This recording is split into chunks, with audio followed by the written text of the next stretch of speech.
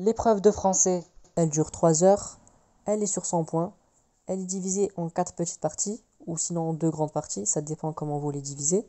Mais si on prend 4 différentes parties, la première, ça va être les questions sur des documents, ou un texte par exemple.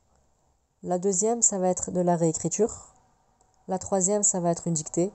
Et la quatrième, ça va être un travail d'écriture, donc une rédaction. Pour les conseils, il y en a deux. Pendant l'année, il faut repérer les fautes d'orthographe que vous faites, souvent pour les corriger lors de la relecture.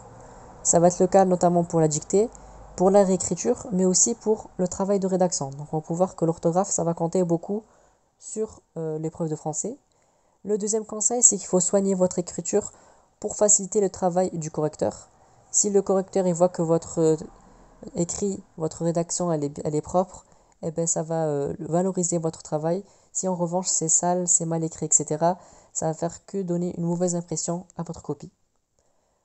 Quant aux méthodes, il y en a trois. La première, c'est qu'il faut lire plusieurs fois les documents avant de répondre aux questions, pour être sûr de répondre et de bien répondre et de ne pas faire un hors-sujet.